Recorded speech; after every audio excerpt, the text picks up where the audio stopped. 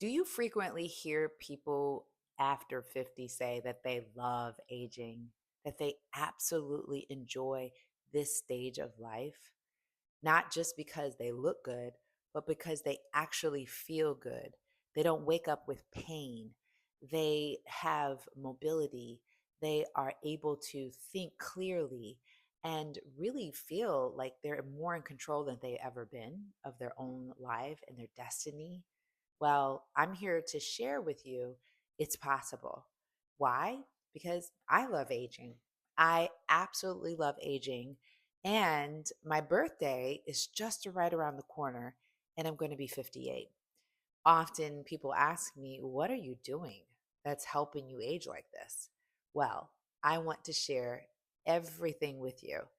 Just join me in my birthday series video. I'm guaranteeing you, if you haven't taken this video to your employee resource group or your leadership development meeting in your corporate, this is the video that you want to share. Because if all of you love aging in your work will be that much better. This is a leadership video. Come on. I'll see you in the inside.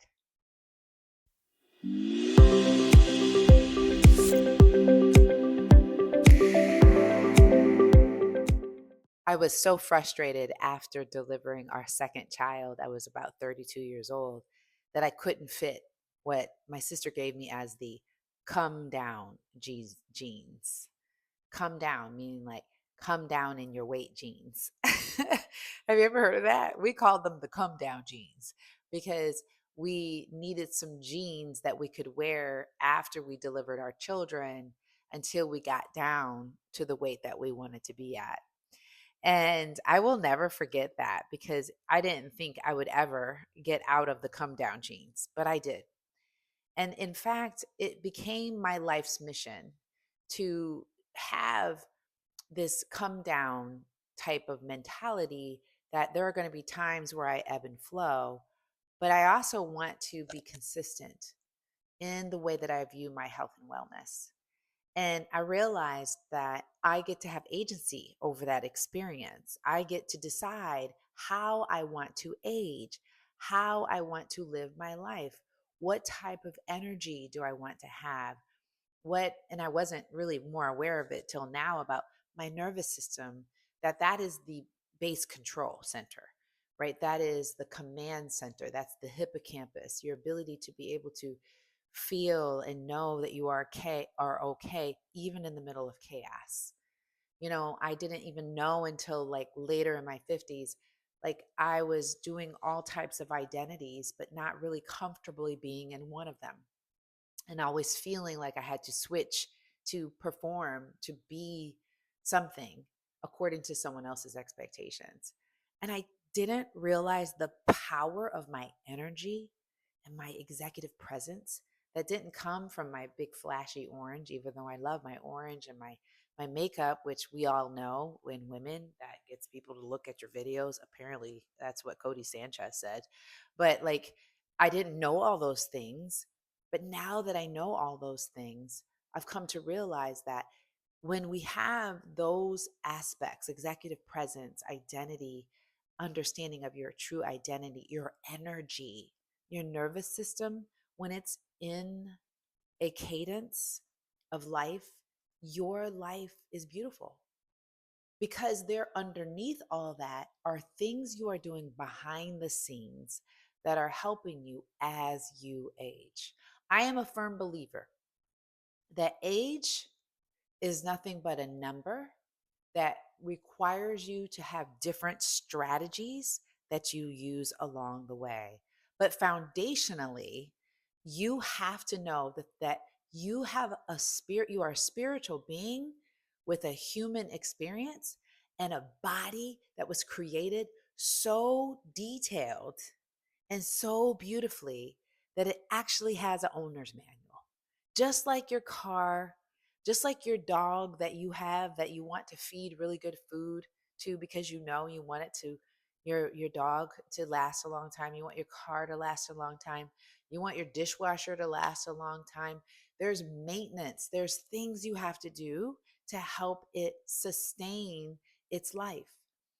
And I'm just a firm believer that I know that these come down genes are needed from time to time when we get ourselves off track, right? When we need to get ourselves back to center.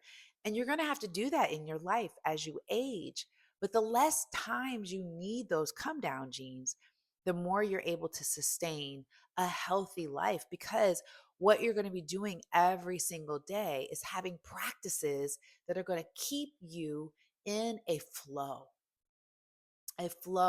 of energy, not stagnant, not forcing, not doing things where you are, not able to get into a balance. And people say, well, there's no such thing as balance. Well, I beg to differ that if the earth doesn't stay in balance, a lot of problems are going to happen. And I know we live in a capitalistic society where we're driven by money, status, success, and all of those kinds of things. And there's a reason why, if your focus gets more on those types of things at the mercy of your body, it's not sustainable. And that is the reason why I love aging, because I have learned that there is a process that I have to follow in order for me to have sustainable leadership, not this go fast and then break down, go fast and then break down, because how many come down genes are you going to have? So, what I want to do in today's video is I want to share with you why I'm so focused on the biology, the body, and in aging, and what I've done to be able to get myself to this point. And as of the recording of this video, I will be turning 58 in 2 days.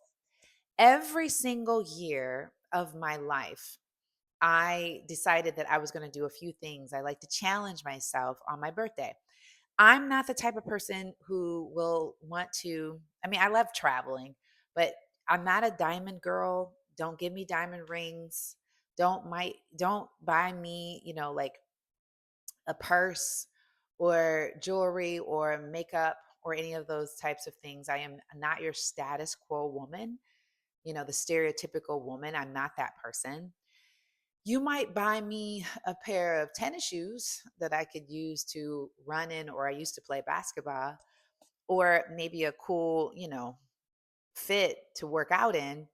Beyond that, I'm not really a gifts person. I'm an experience person. I'm a person who wants to experience a level of growth. And that's either I would compete in a competition. After my daughter was born and after I was going through the come down genes, that's my second child. um, I ran a 5K. Right, it was probably too soon to run that 5K, but I straight ran that 5K. It, and it felt so good.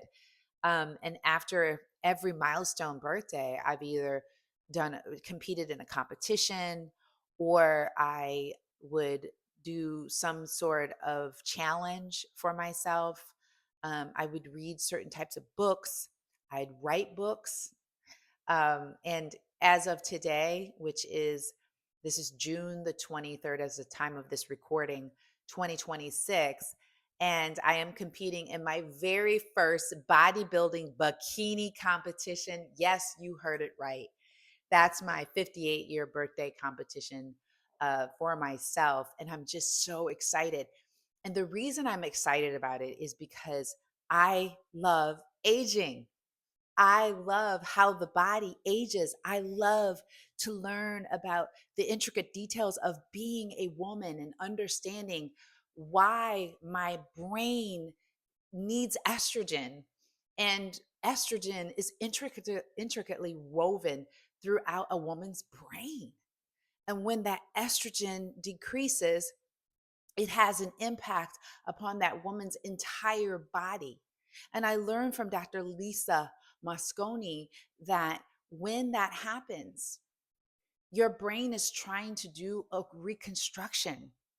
And that's the reason why women, when we go through perimenopause, we have to understand there's a pause that we have to respect when the body begins to shift into a new mode. Not only does your brain get affected, your hippocampus gets impacted, your pituitary gland gets impacted, your progesterone isn't there anymore to balance out things. And so you're going through a great reconstruction period. And no one really understands that. No one really talks about it. And so, therefore, people really stop loving the fact that this is happening. And they don't understand that once you get through this particular milestone, there's another aspect of life to enjoy. So some might say, I hate aging because I feel like I'm tired most days. I don't have the same energy. I feel like I'm in pain because I have deep inflammation. I'm overweight. I feel like I can't sleep. All of these aspects. And as according to Dr. Lisa Mosconi, that it's not just those things. There's about 70 different types of symptoms that happen to a woman as they age. Oh, there goes my earring. That was cute. You can just watch one earring then. I've also been listening to Dr. Vonda Wright. I love to quote these experts because these are women who have started to go on the research journey, helping women understand what's happening to them, but then also to understand why you can love aging if you get yourself knowledgeable of thyself and what the body is trying to do during its lifespan. Dr. Vonda Wright is a woman who originally became an MD to study aging. She worked in hospice care and she learned about the aging process and how people get to where they are, but then became an orthopedic surgeon and then started working with athletes in performance. So she has this wide range of knowledge. And one of the things that she said is she's here to prove that you don't have to age frail. You don't have to fall into fragility, that your bones can actually get stronger all the way through to your 80s. But there are certain things that you're going to have to do in order for you to have that type of lifestyle. And it doesn't come from sedentary behavior.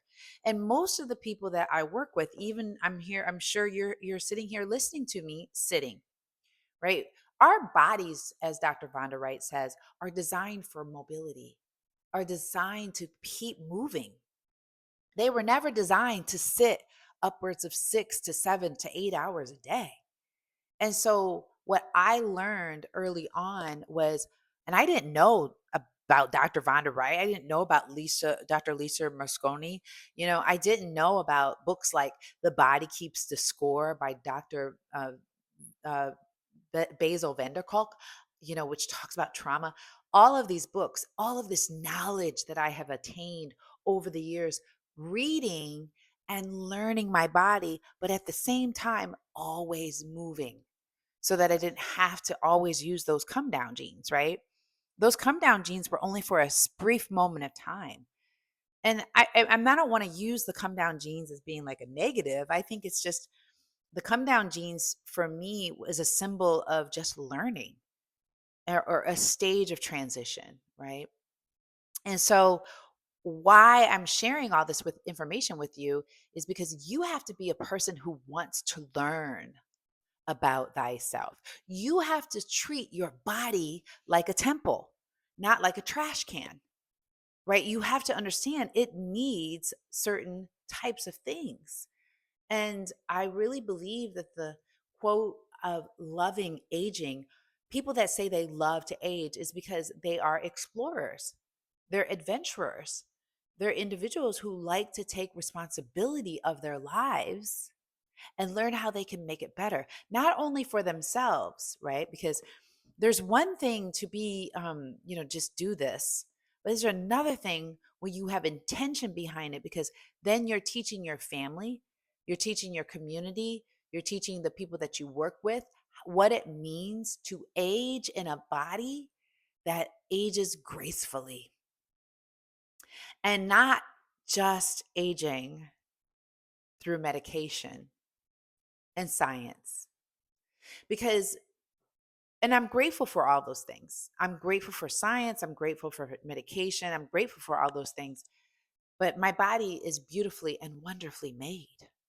So, therefore, if I treat it according to the way that the designer designed it, the blueprint that was given to me upon birth, if I use that in a way that is simple, clean, pure, and glorifying to the author, the designer of me, where would I not love aging?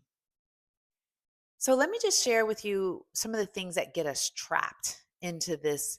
I'm falling into a demise and I don't think I'll be able to get out of it. And that's a horrible trap to be in. I want to share with you that you have to make yourself your full time job. And I will say that when my kids were little and I was working corporate, I had a job that where it was 8 until 5 every day in the office with a suit on in my corporate world and as even as an attorney. I made myself my full-time job. I learned early on that I had some very deep struggles. Not to get into too much detail, but I want to give you the backstory that before I got married and I was in law school, that was when I found out that my brother took his life. And when he took his life, I started to rewind my own life to realize the trauma that I grew up with. And I realized that trauma had a deep grip upon my brother and my family. And my resolution was to run away from it all. And when I say run away from it all, I mean literally and figuratively. So, literally getting away proximity wise, but also running because I found running helped me pay for college. I was a Division 1 college athlete. But then after in college, I was running all the time because I realized it became my therapy. It became what I did. And never did I connect the dots that this running, it made me feel better. Working out made me feel better. I didn't have the words for it, but I was having these endorphins and these hormonal responses that would make me feel good. And I didn't connect all those dots then, but I started realizing that became my way of life was running, lifting, working out, constantly, getting out there because it just I felt better about my life. So that started way back in high school, college, law school, into my corporate life. And then after having my kids, it just became logical that I would make that a part of my lifestyle with my children. And then to make matters even better, I discovered a school called Integrative Nutrition and I became a health coach. I actually flew into the city. Yes, this is after becoming an attorney. Yes, this is after working in my corporate life. I was and sometimes am a type A person because I was on a mission to figure this thing out. So then I started recognizing the connection between eating good quality food and health and outcomes. And so it just became clear to me as I started connecting the dots that if I make health, this healthy living, a lifestyle, my life will be better. It just has to be better. So then, after having kids and then moving into this beautiful time called perimenopause, I'll be honest with you, I never ever thought that all the things that people were talking about with perimenopause and menopause would actually impact me. And I didn't even know the depths of it all until it actually came to my front door. And I'll be honest, it really hit me. Um, in 2020, of course, that was when, if you follow me, you know that I went through a depression and anxiety, but no one identified it as menopause. Because at the time, I was losing weight because when I get stressed, I don't eat. And so I lost weight. So no one would say, oh, that had anything to do with menopause. When it had everything to do with menopause, I never had that issue before. And then, of course, fast forward to me understanding these brilliant experts who are talking very openly about menopause, perimenopause, and being a person who's always been active, like myself. That's why I love people like Dr. Vonda Wright, Dr. Lisa Mosconi, and another doctor, which I'm going to say her name in a minute, who has talked about the physiological exercise science behind women and how we need to function. And I want to bring her name up because I do not want to forget her.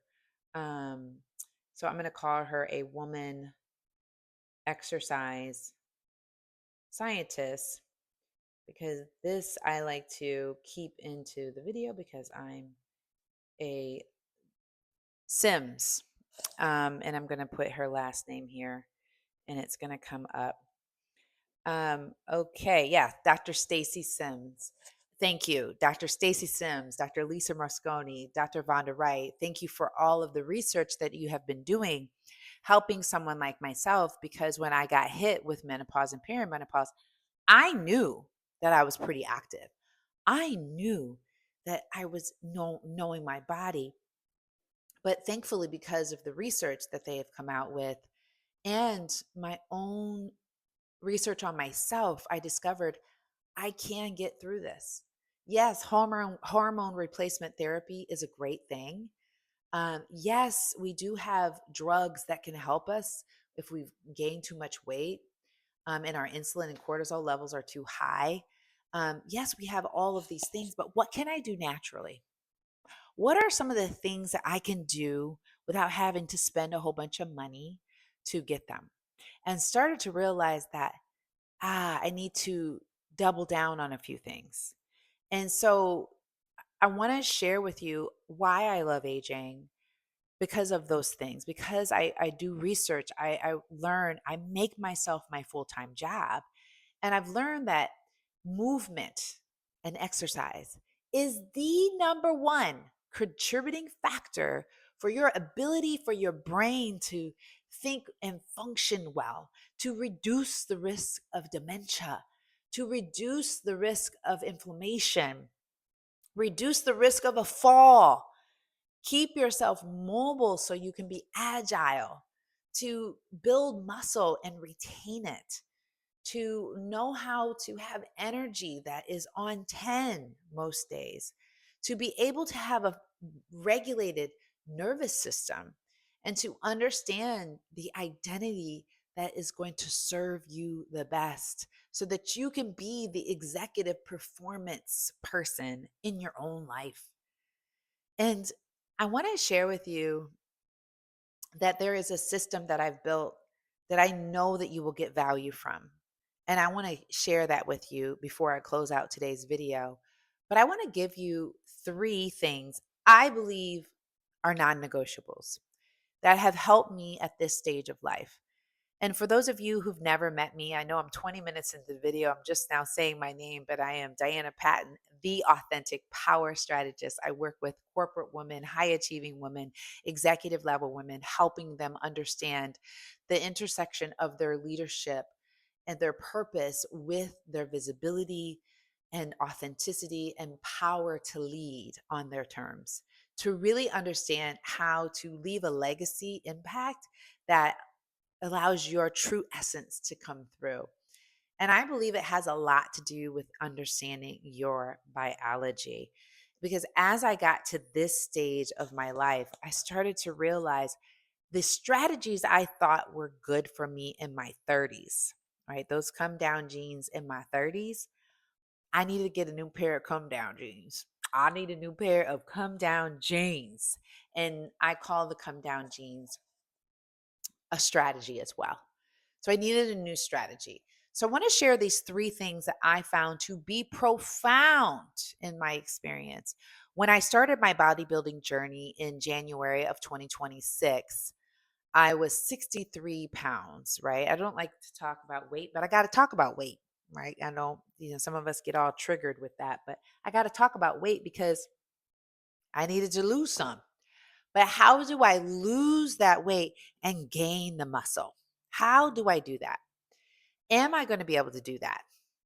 Because I put on that 25 pounds after I went through that depressive episode in 2020. It was 2020, 2021, and 2022. 2022, I saw the weight coming on me, you know, and it was like,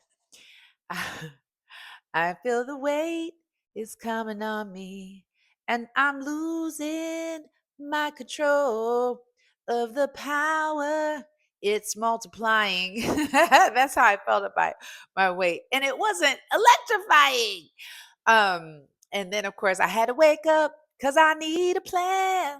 Oh, that's good. I need to make that into a song. That's really good. But I needed a plan. And you can tell who I'm singing to because usually the people are of over 40 would know what that song is. But I needed a plan. And here's how the plan started. And here's the number one thing. And I'm going to give you three, said. The number one thing that you must do is you must create a protocol for sleep. Sleep is your number one ally. And here I hear the progesterone or the perimenopause people. I can't go to sleep. I keep waking up with the hot sweats and the night sweats, and I understand that, and that is a factor. But what I want you to know is start working on the practice of going to sleep at the same time and waking up at the same time. And getting to sleep is going to require you to stop eating or drinking at least 3 hours before you go to sleep. 3 hours. So if you're planning on going to bed at like 10 o'clock, then you should stop eating 7 p.m. Like no food, no drink. That will help you out substantially. If you do find that you're waking up at like 2, 3 o'clock in the morning, then maybe that could be your blood sugar that's shifting. And so if I were you, before you go to sleep, before that window closes, I would eat some very good protein, right? That's going to allow your body to sustain that protein and fill you up for a longer period of time. That's one key concept that you have to adopt. You have to get your sleep right. And if I were you, I would make that my number one job is getting my sleep consistent. So when you go to sleep at the same time, even on the weekends, right? And then you wake up at the same time. That okay, so maybe you might have one time you have a party that you need to go to or an event, but until you decide to make yourself your full-time job and make sleep paramount, you are not going to be effective in any area of your life. You will experience inflammation, you will experience pain, you won't be able to get your metabolic functions together. So that's my number one thing that I did once I started to realize I needed to get myself in bodybuilding shape. Because what it does, sleep also does, is it lowers your cortisol. Okay. And cortisol is responsible for the stress and the visceral fat that tends to grow around your organs, specifically in your midsection for women and men. So sleep is the number one thing. The second thing that is critical that you all need to know, because I'm primarily talking to corporate women, is you got to move during the day. Like, yes, of course, you need to do a workout in the morning. And I feel like that's almost a given, but let me just go ahead and say that. You need to do a workout, preferably in the morning before you go to work. It's not critical. All right. But I'm talking to corporate women who are working like 8 to 5.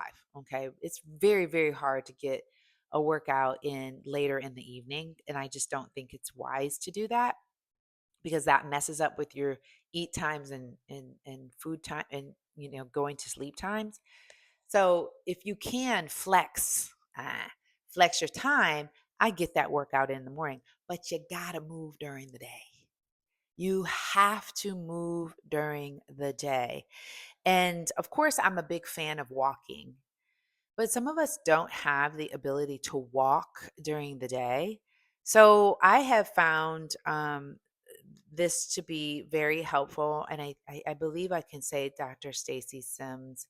If it wasn't Dr. Stacy Sims, I will correct this in my notes, who advocated for during the day, set your alarm at the top or the bottom of the hour and do air squats during the day. And I'm actually going to share with you the air squats I think are really good, right? During the day. Love the little clip here. I don't know why I just don't put that there the whole time. Is to do these air squats um, during the day, but why not take the air squats, and then jump a little bit? Because you need a little bit of friction. I'm going to do it this way too. Is to kind of air squats and then jump. And if you, that was my manifesto. Um, so many things going on right now. It's just fun. So I doing those air squats and putting a little jump is agitation to the body. And agitation is good. Agitation is really good, which is why, movement with agitation is going to allow the cellular function of your body, the blood cells, to circulate much better and allow you to be able to burn the have more, I would say, thermal frequency, increasing ATP in the body, which is your body's ability to burn fuel. And it's going to take whatever you've eaten and utilize that as energy. So that's like number two, is to move. And then the third thing I'm going to say, which was profound, it was so profound. I never did this. And I mean, ever. I hear people say, you shouldn't be spending all your time tracking macros. Uh, I just think it's important for you to get a good baseline of what you're eating, especially if you live in America where most of the food is boxed up.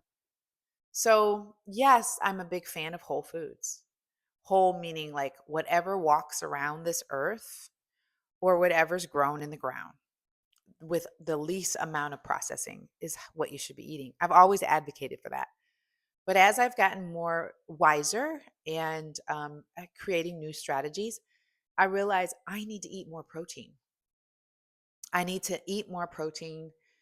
And I just believe that it's critical, not believe, I know it's critical to a body that's building muscle. You have to be able to have good protein. And there are other supplements out there like creatine, which are amazing. But I just thought I want to give you those three things that has allowed me to love aging at this stage of my life at 58. And so I've just really believed that. And by the way, which one do you think you might implement? I'd love to know. And don't try to do all three at once. Just work on one, get it to a system, and then go to the next. Okay. I'd love to hear in the comments which one you want to do. So I told you that I have a special tool that I think is going to be great for you. And my team and I have created this thing called the executive biology audit. Because I just don't believe that you're broken. I believe that you are unregulated and unmeasured, that you don't really know what's going on inside of your body. So I highly suggest that you take our executive biology audit. It's going to help you get down to understanding questions about your energy, your nervous system, your identity, and your executive performance, and give you a great baseline. And it's a great conversation with our AI assist that's going to take you through a journey of learning and understanding. And to the extent you're willing to be open with the questions and be honest with the questions, it's confidential. We're not going to take this information and use it and share it and all the things. But then it allows you to get to know a little bit more about what we do at a deeper level. And to the extent you would like to engage with us, we would love to hear from you. So we have the executive biology audit for you to take, and it's going to be in a link. And I would love to hear your feedback about it. Until then, I tell you, I would love to hear from you to be a person that's over 50 or over 40 and say, I love aging in the manner in which we're talking about, and at the executive, be an example to your children, to the people that you love in your life, And this is the best impact that you can have. You want to talk about leaving a positive legacy. This is the best legacy I believe that you could leave behind.